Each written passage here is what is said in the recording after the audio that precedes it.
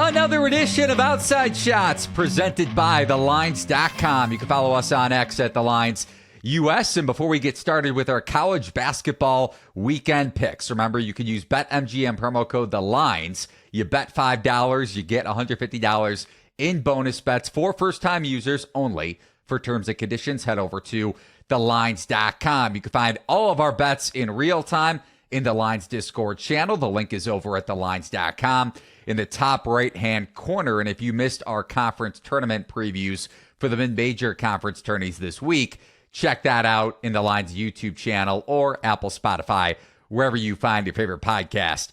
He is Derek Wagner at DJ Wags on X. I'm Eli Herskovich. What's going on, my man? Not much, man.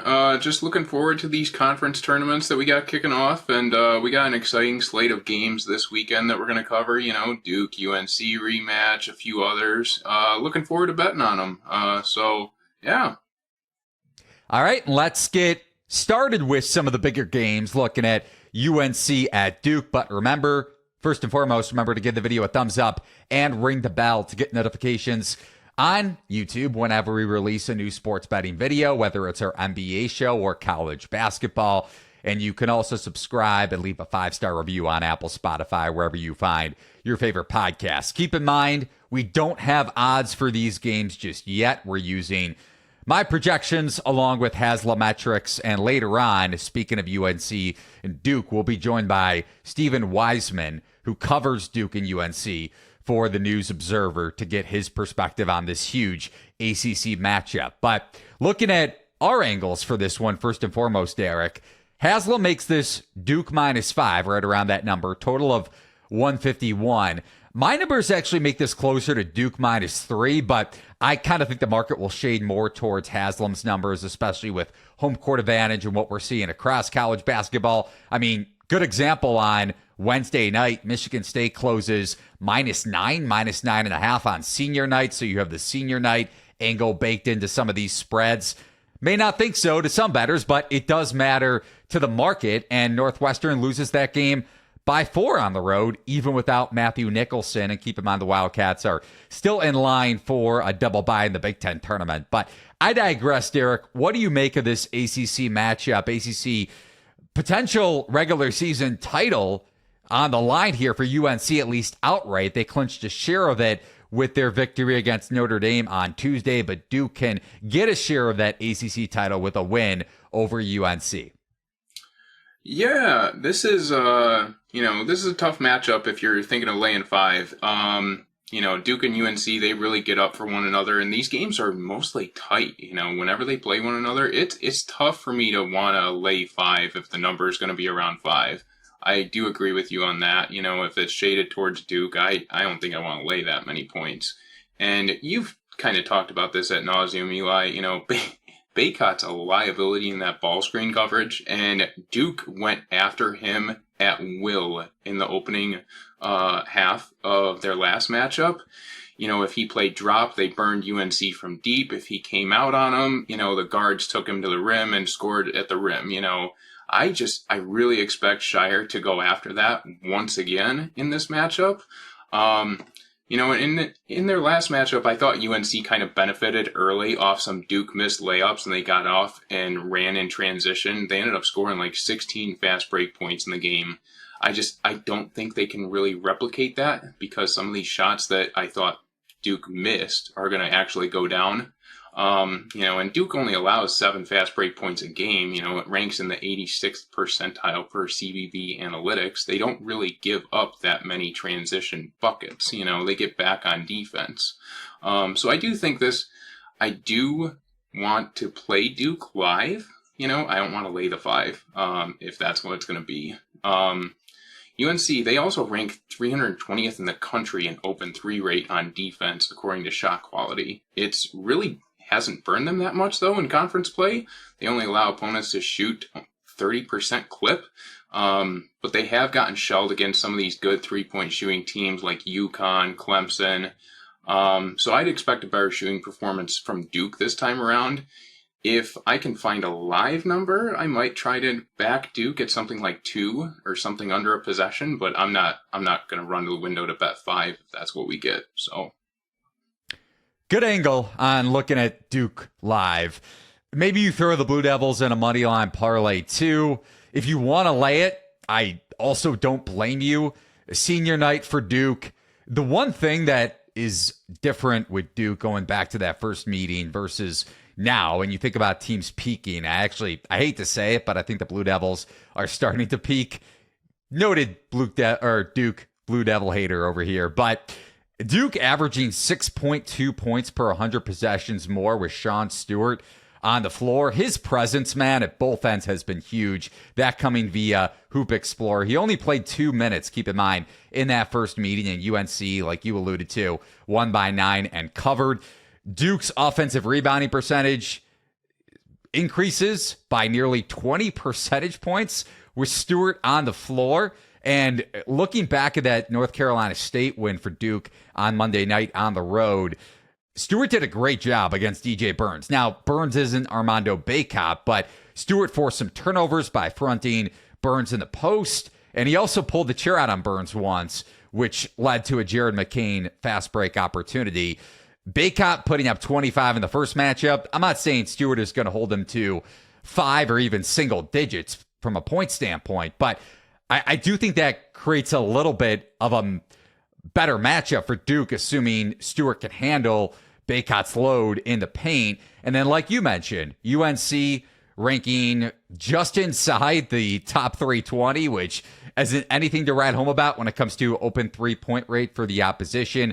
And Duke can shoot it really well, top 15 in three-point percentage, especially with McCain's emergence over the last couple months, really, since the start of ACC play, even going back to when Proctor suffered that injury late in non-conference. Huge game for Duke, too, trying to get a share of the ACC regular season title. So I think we're both leaning towards Duke here. Just depends on the number on the opener. Also, if you want to wait live like Derek hit on, I don't blame you. If you want to sign up for North Carolina sports betting promos, keep in mind pre-launch promos going on this week, leading up to the launch on March 11th, a day before the ACC tournament. You could do so over at thelines.com. More than a couple great sportsbook promos with North Carolina launching officially legal sports betting next week. Another matchup in North Carolina, Clemson staying in the ACC at Wake Forest. Haslam projects this one, Demon Deeks -3, total of 149. My numbers actually make this closer to Wake Forest -1.5, but another situational spot where Demon Deacons are coming off of 3 straight losses.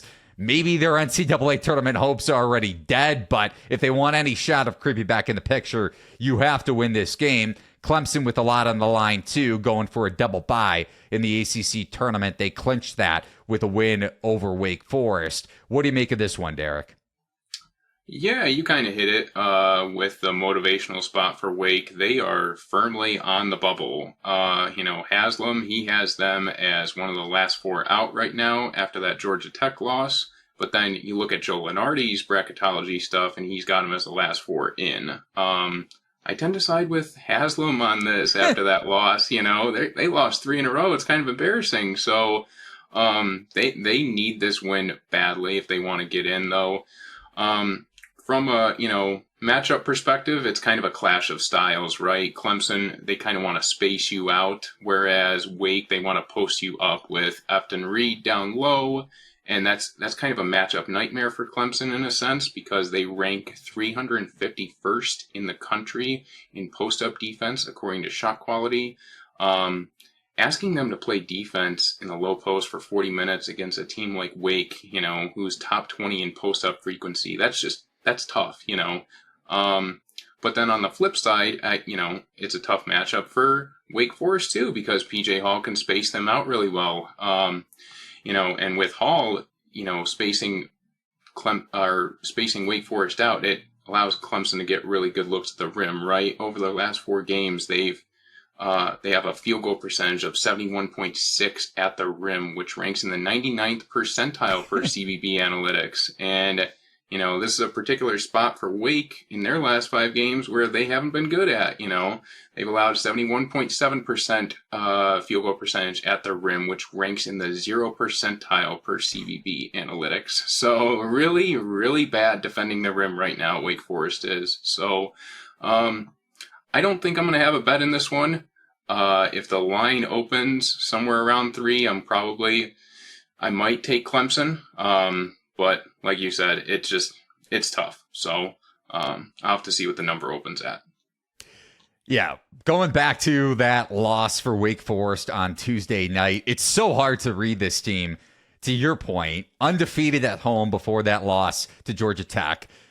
Last week, losing at Notre Dame, at Virginia Tech, but you expected them to bounce back against the Yellow Jackets, and midway through the first half, they're down 19 points. I know they only lost by a single digit, but you would expect a better effort in this game. Clemson should be able to space out Efton Reed with PJ Hall, especially if he's shooting like he did against Syracuse on Tuesday. Granted, that was senior night, Tigers covering and winning by double digits. But when Clemson is on from 3 and the way they could space you out with Ian Shefflin and PJ Hall, very tough to match up against a Wake Forest team that you can space out because Reed isn't the most agile big at the 5.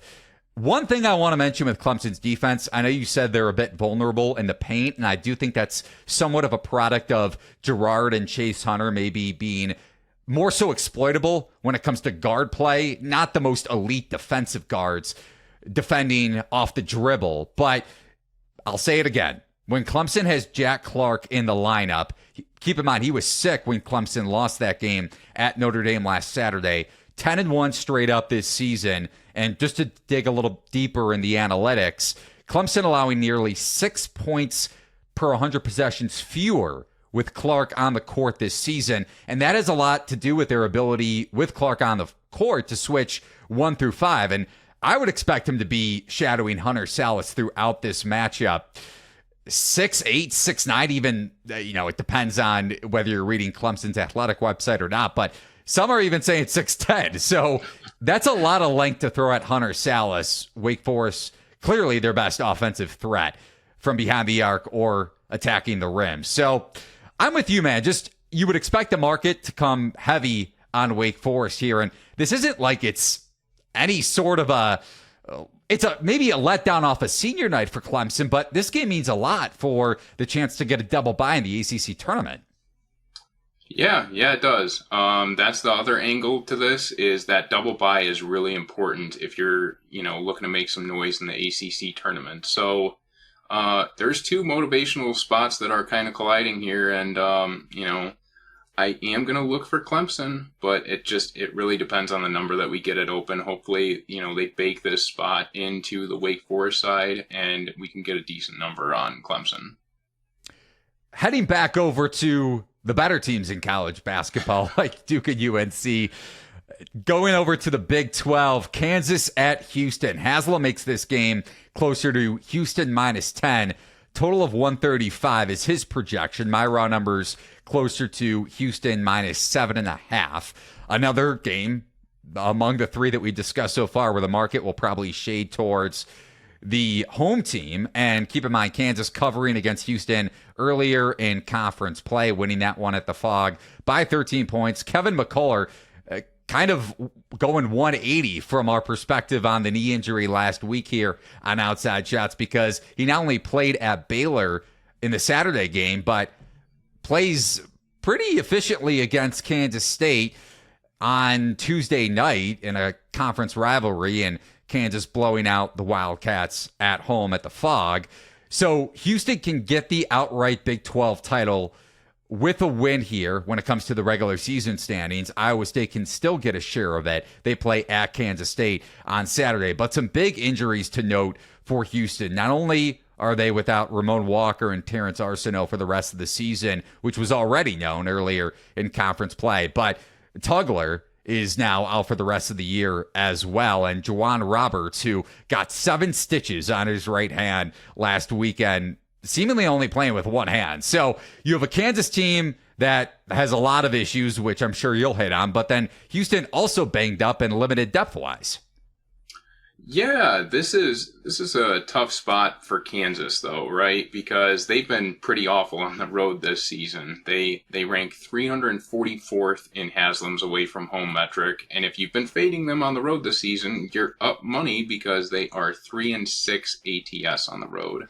But like you noted with the Big 12 tournament coming up next week, if Kansas wins this game and Baylor beats Texas Tech, I think Kansas gets the number 4 seed. So they don't have to play on Thursday. So that's kind of a spot perspective that leans towards Kansas in this game.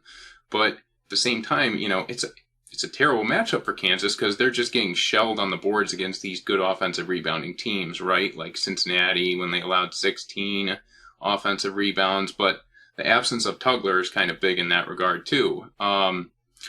But Hunter Dickinson, at the same time, he's not the greatest rebounder in the world. He's 7 feet tall, but he plays like he's 6'1" sometimes. And I know his defensive rebounding metrics don't back that up, but I'm skeptical of him being able to box out this Houston team that just crashes the glass, man.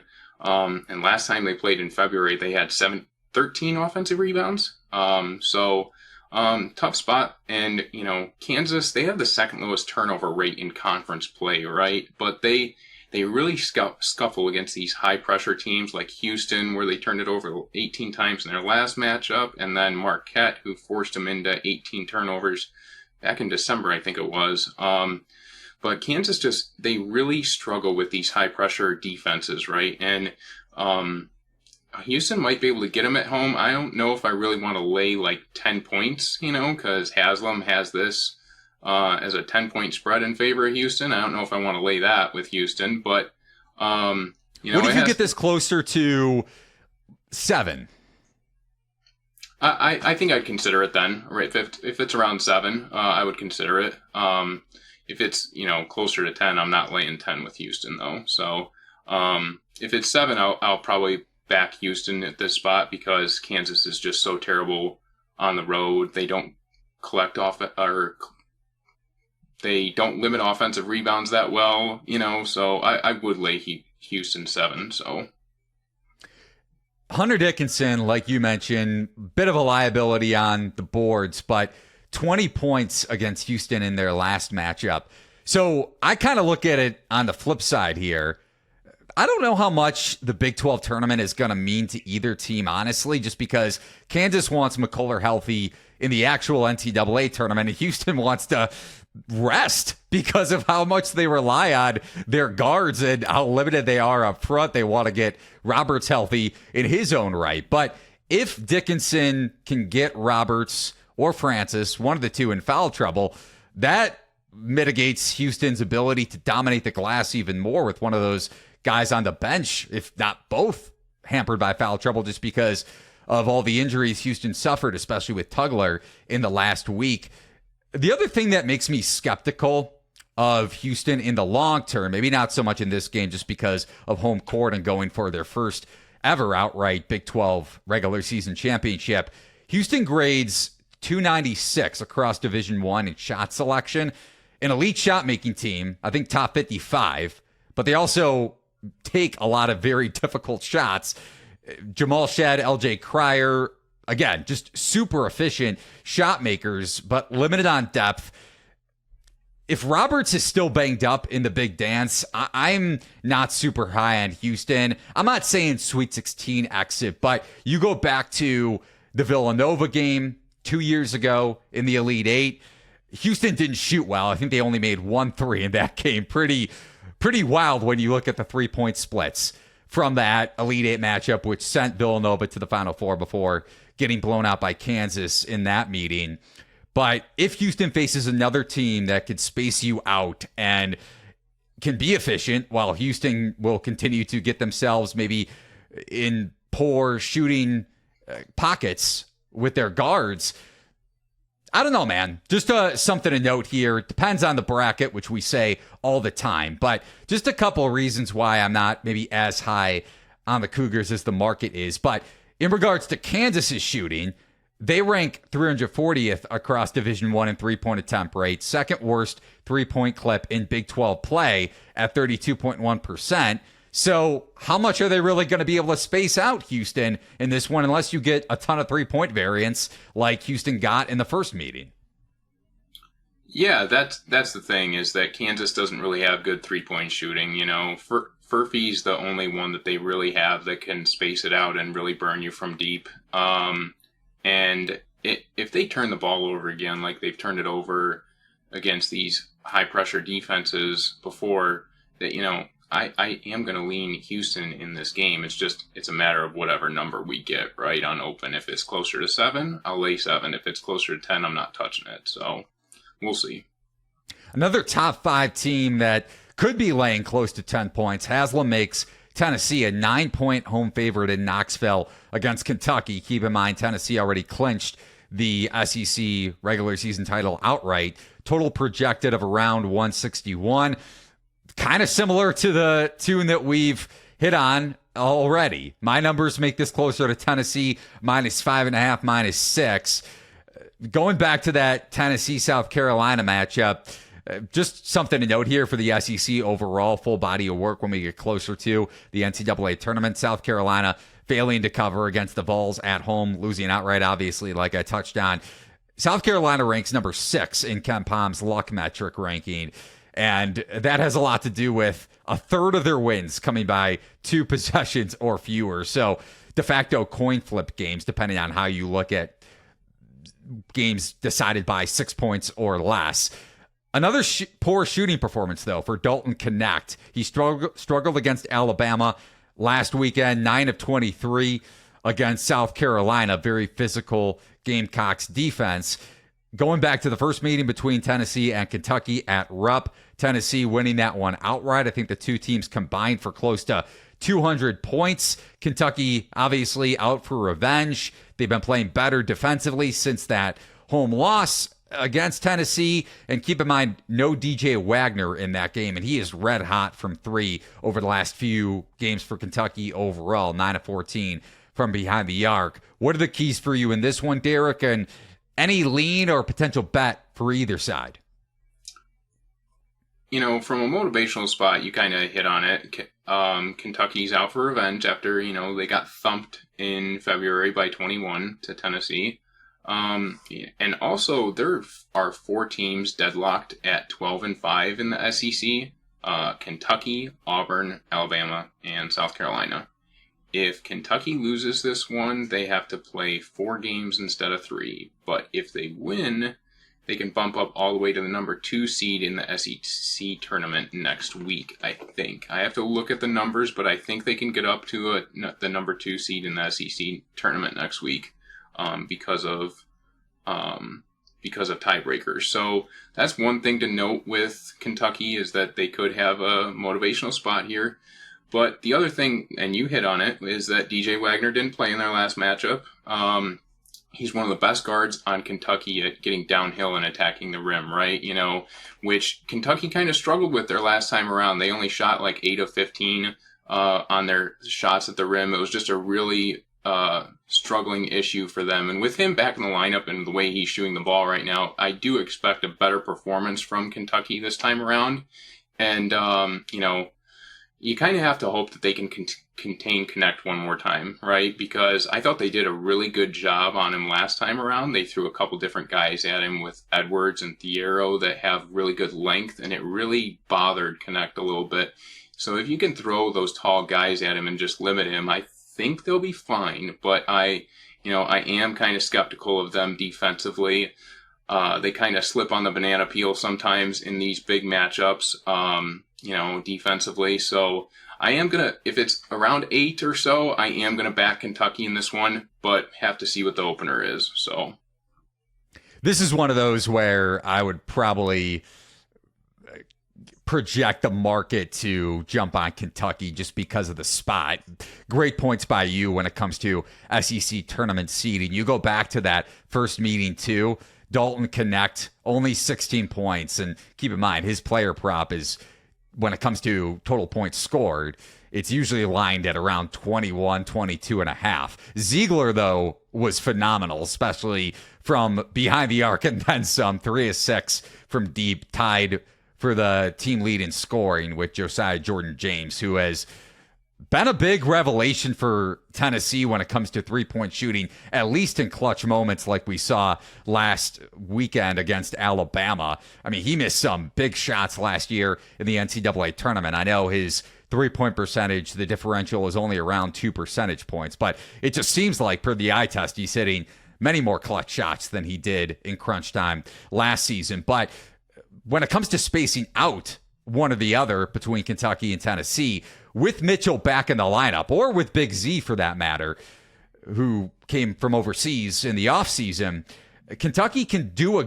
better job of that than they did in the previous matchup you would expect, especially with Big Z playing more minutes. And Tennessee doesn't necessarily want to allow you to take a lot of threes, but they are allowing the third highest 3-point scoring rate in SEC play. So we talk about percentage of or efficiency at the rim, like you hit on with Wagner, and having him in this game is big for Kentucky, especially when it comes to finishing at the basket. But this may boil down to whether Kentucky can space out Tennessee's defense and exploit Tennessee from behind the arc, and whether Tennessee is going to have as fine of a shooting night as they did at Rupp, like they shot in that first meeting.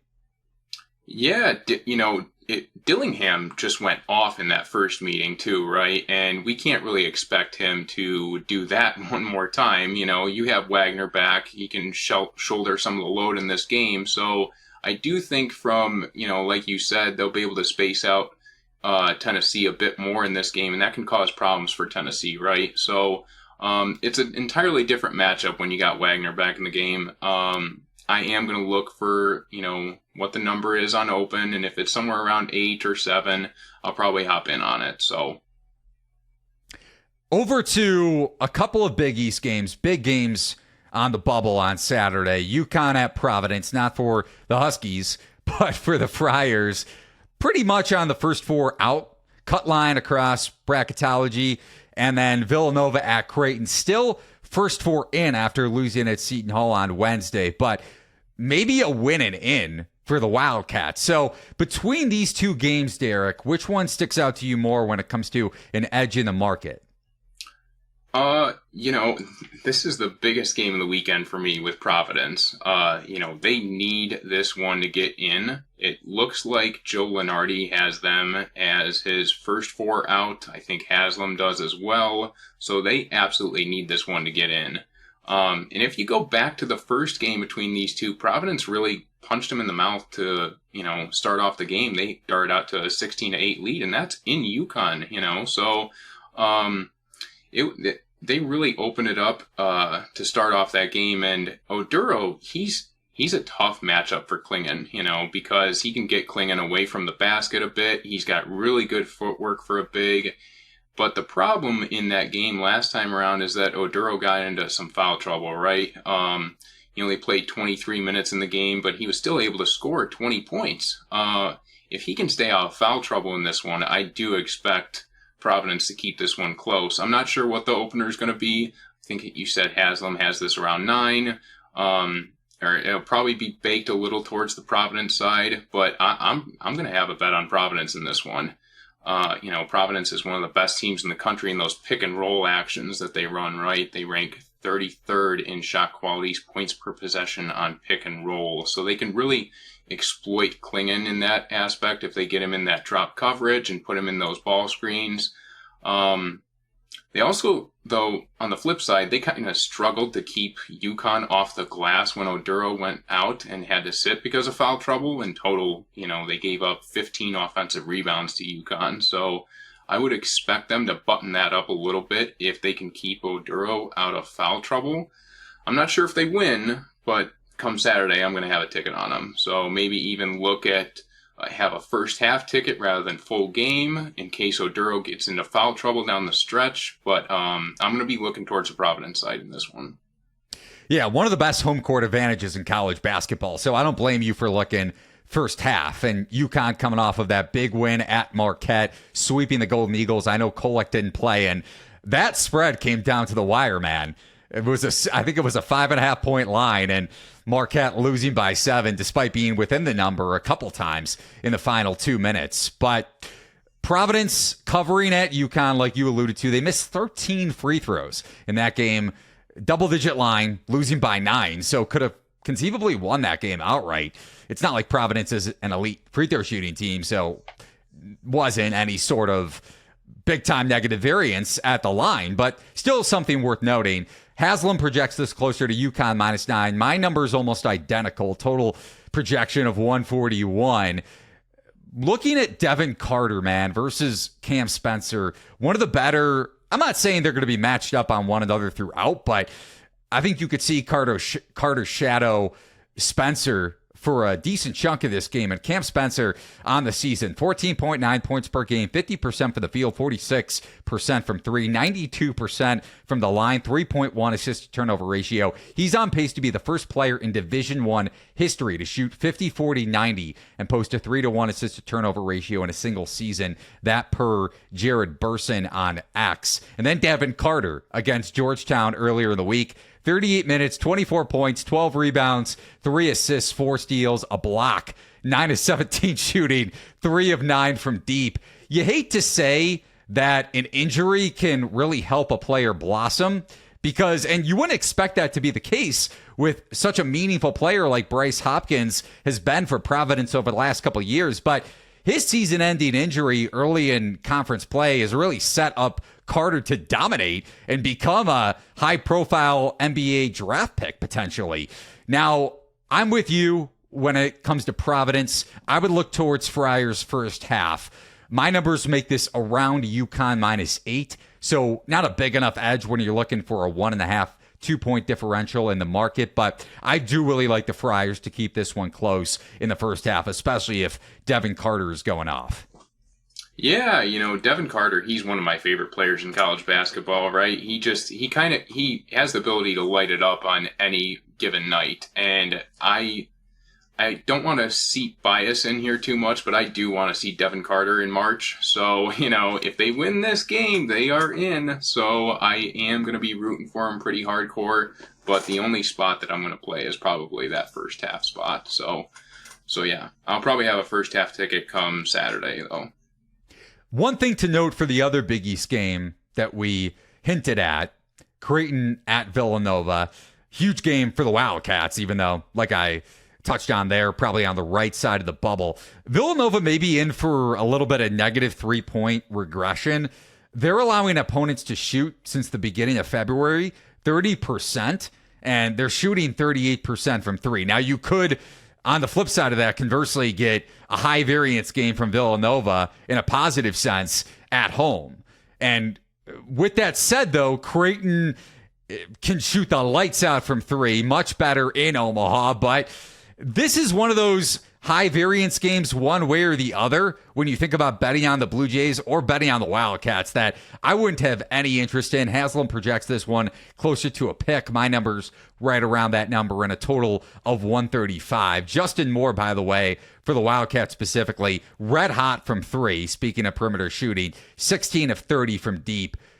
Good for a 53.3% clip over his last 6 games. So if you want to back Creighton, I don't blame you if Villanova gets some hardcore 3-point shooting regression defensively. But if you want to bet Villanova to must-win coming off of that Seton Hall loss, I also can't blame you.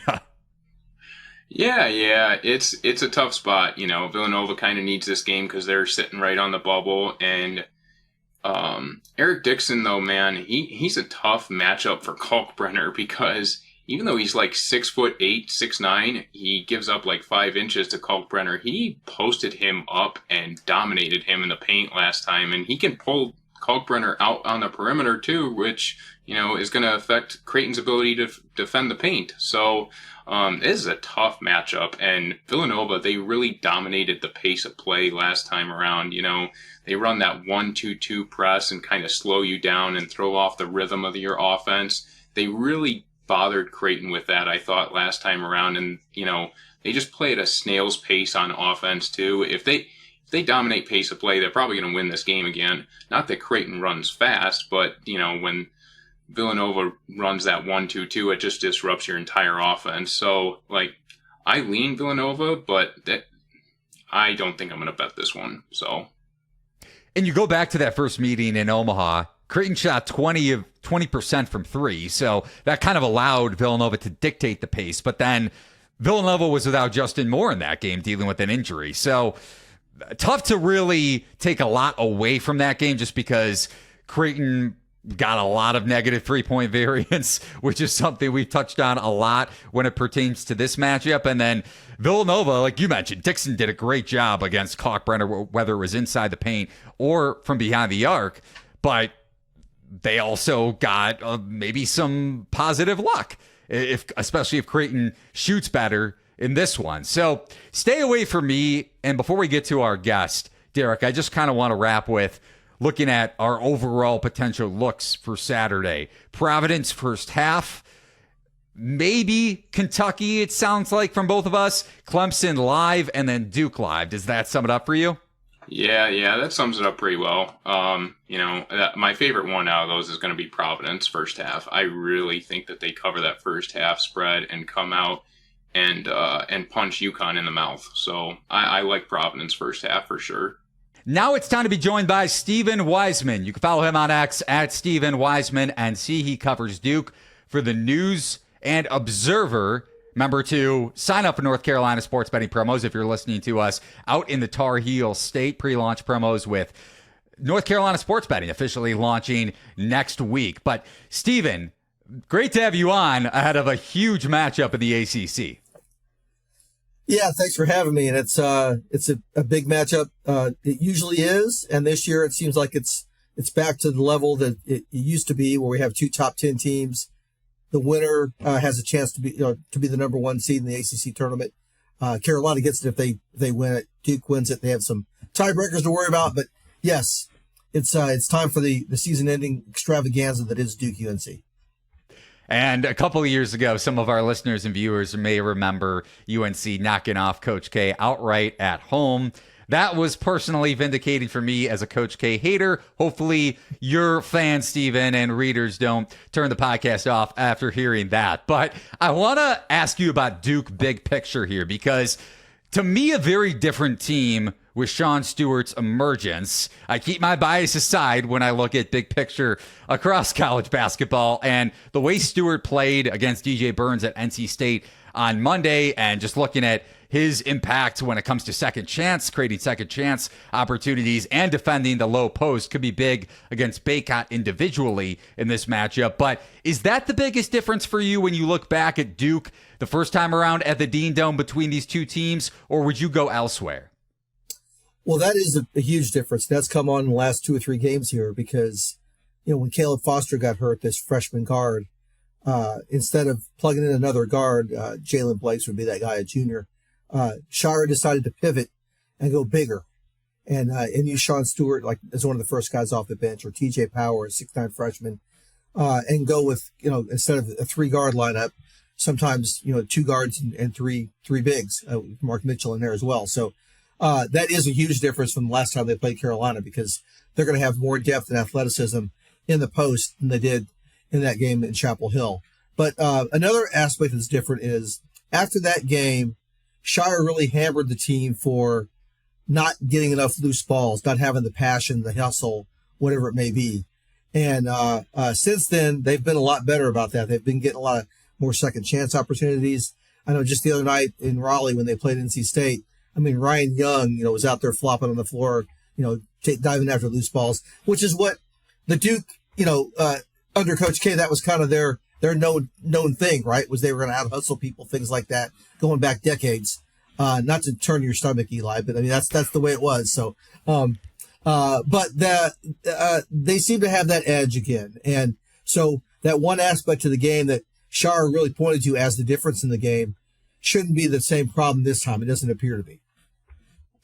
Another similarity, maybe not going back to the Coach K era, obviously a long one, but for me especially, but last year's Duke team with Shire as the head coach for the first time ever. Tyrese Proctor is starting to play like he did last season. Over his last 5 games, 12 points per game, 4.8 assists per contest, along with 3 boards, and hitting 41.9% from behind the arc, 6.2 3-point attempts per game during this handful of Duke's last matchup. So what is the difference between maybe Tyrese Proctor that we saw, speaking of differences with Duke, earlier in the season versus the one we're seeing right now?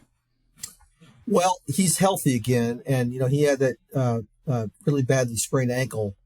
He was out for 4 weeks in December. He only missed 3 games because that was December, and they didn't have as many games because of final exams, things like that. So it worked out on the schedule that way. But that's a significant amount of time to be out, and it took him a little bit to get back. He wasn't in the starting lineup when he first came back, and then he suffered a concussion earlier, in February. I almost said earlier this month, but now it's March. So that was in the Wake Forest game at Cameron, where he knocked on the floor and he hit his head, and he had to go into concussion protocol.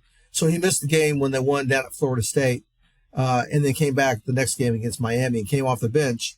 And he also came off the bench until Caleb Foster got injured, frankly, and that's what moved Tyrese back into the starting lineup. So he's healthy, number one. He's playing with more confidence, and that's one thing that we just had a meeting with Shire on Thursday morning where he was talking about this, about Tyrese, that he needs to just go out there and play. He tends to overanalyze his own game, and that he can get into his own head that way and be hesitant or whatever it may be. And he seems to be out of that mode right now, which is what they want. They want him to just play, and he can hit open shots. He's shooting better, as you mentioned. He's helping the ball move on offense better.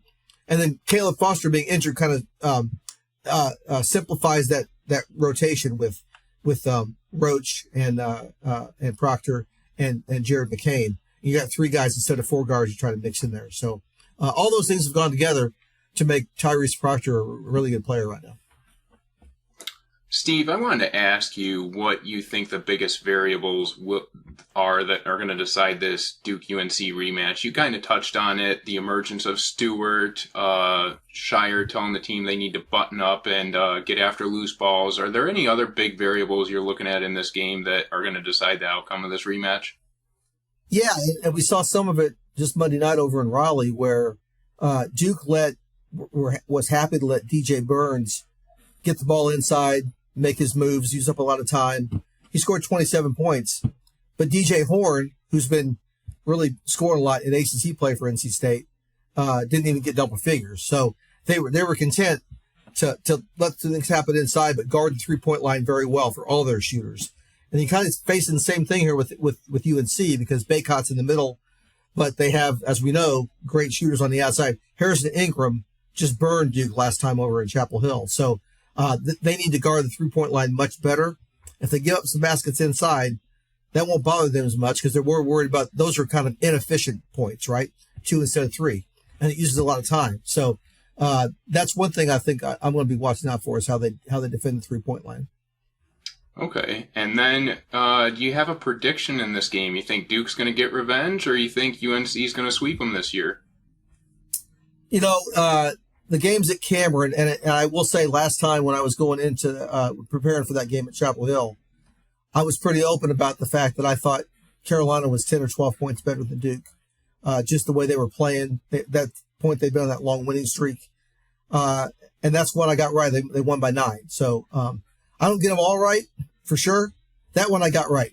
So I say that to say that the dynamic's a little different this time. Duke is playing better basketball. They're playing the best basketball they've played this season. That first half against Virginia was easily the best they've played. And so I think they're in better position to win this game than they were going into Chapel Hill. So I think Duke might get this on their home court.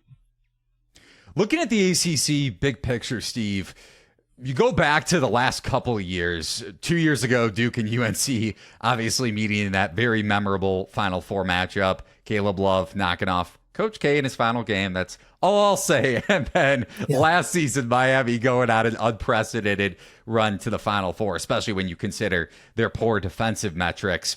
A team that I'm very high on in the ACC big picture and in the March Madness conversation is Clemson, especially with Jack Clark healthy. Derek knows I mentioned Jack Clark 50 times an episode and what he means to Clemson's defense. But ACC doesn't typically get its flowers when you think about Power 5, Power 6 conferences across college basketball. And this is obviously the last year that we're having the true ACC with all the conference realignment in college football and also college basketball next season.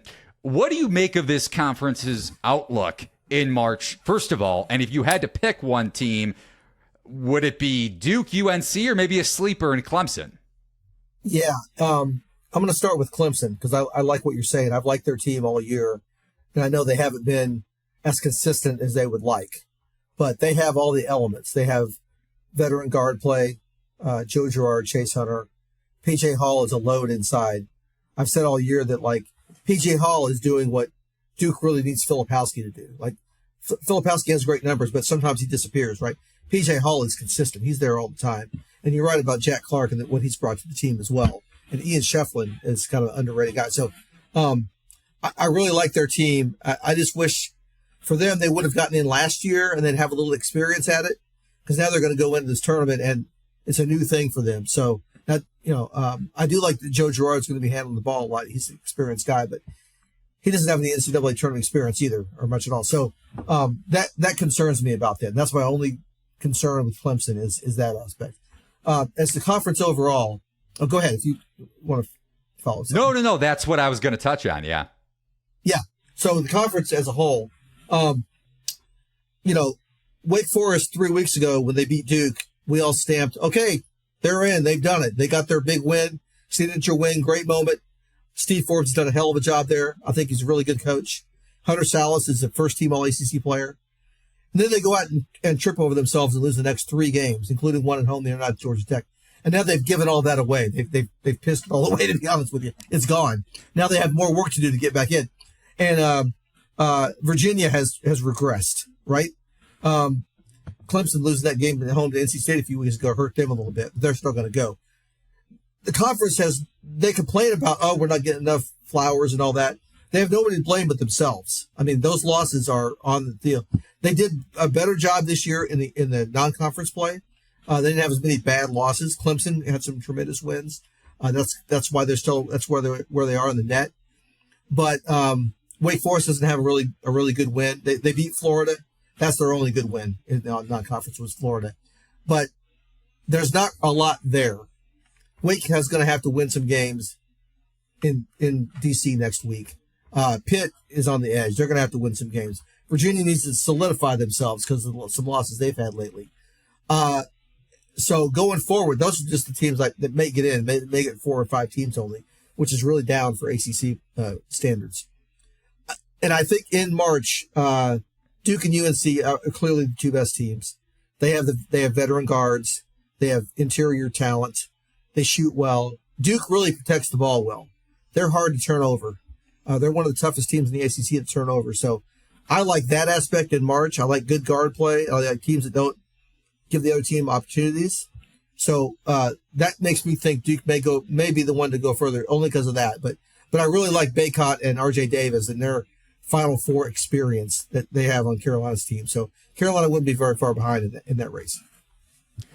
Last one from me, Steve, is sports betting in North Carolina, something Derek and I are very used to working in the industry and also living in the Chicagoland area in Illinois. But it's coming to North Carolina next week. Pre-launch has already started to be underway, like I touched on from the get-go. What's this like for you? I talked with somebody over the weekend that was in North Carolina 7 or so days ago, and he was saying ads are all over the place, which you would expect. But as a native, I think, what's this like for you to see firsthand? Well, I'm an Illinois native, so I'll correct you there. I grew up in Illinois, but I've been in North Carolina for 30-some years now, so I guess I'm an adopted North Carolinian. But it is different. We've been waiting for it for a long time. Other states have been ahead of us. A lot of people where I live have been getting in the car and driving across the state line in Virginia with their DraftKings or whatever app. I don't want to promote one or the other, but with their app to bet the geolocation thing because it's only about an hour away to Virginia. So they don't have to do that anymore. Yeah, it's here. all the ads for all the different apps and everything have been welcomed, because we had a primary on Tuesday too, and it broke up all the political ads. So I appreciated that. I love it. And that's all we'll say about politics on this episode of Outside Shots. But he is Stephen Weisman at Steve Weisman NC. He covers Duke for the News and Observer out in North Carolina. Remember, you could sign up for North Carolina sports betting pre-launch promos over at thelines.com if you're living in the Tar Heel State or Blue Devil State, whatever you want to call it. But really appreciate the time, Steve. Great insight when it comes to this huge Tobacco Road rivalry with Duke UNC renewing it this weekend in a rematch from UNC's win earlier in the season, and looking at ACC big picture. Really appreciate the time. Glad to be on with you guys. Big thanks to Steve for hopping on, talking UNC Duke and big picture ACC, also sports betting coming to North Carolina. I've known Steve Derrick for 7-8 years. I had no idea that Steve was an Illinois native. So my apologies to Steve. Also my apologies to any Duke fans or bettors out there that had to listen to my negativity with Coach K. But as we wrap up Outside Shots, looking at a Sunday matchup, I made a joke to you last week that Illinois kind of like should be named the Illinois Hawkeyes, and they're taking on Iowa on the road. A huge game for Iowa on Sunday. We were talking about this one off air. My numbers, looking at projections wise, make this one closer to Illinois by possession-ish, and I think we're going to get it bigger than that when you think about the metrics for the Illini, even though they lost to Purdue, and Purdue clinching the outright Big Ten regular season championship. What are you looking for in Iowa City between the Illini and the actual Hawkeyes? So from a motivational perspective, Iowa kind of needs this game. You know, Joe Lunardi has them as one of the first four out. If they win this game, they're probably one of the first four in, something like that. If you look at Haslam metrics, Iowa is on the bubble over there as well. So motivationally speaking, you know, big game for Iowa. They kind of need it. But Illinois and Iowa, they do not like each other. So both of them are going to get up for this game. Rather than take a side in this game, I think I'm just going to play the over, though, against these two terrible defenses. You know, just fade these two terrible defenses. Now, I'm going to back up. I'm going to list some trends here. The over has hit in 20 of the 30 Iowa games this season. In Iowa's last 10 games, they're allowing 120.5 points per 100 possessions, which ranks in the first percentile per CBB analytics. And then over the last 10 games, the over has hit in 9 of them for Illinois, largely because of their lack of defense. In their last 10 games, they're allowing 119.9 points per 100 possessions, which ranks in the first percentile per CBB analytics.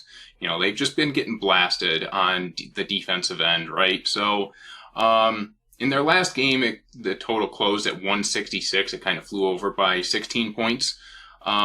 So I do want to back the over here rather than pick a side. I just want to, you know, it's kind of bet square, don't care kind of thing, you know, take the over. So, you know, Owen Freeman for Iowa, he's kind of mouse in the house, I kind of call him, because he's pretty skinny. He, you know, doesn't defend the paint really well. He's kind of a liability down there.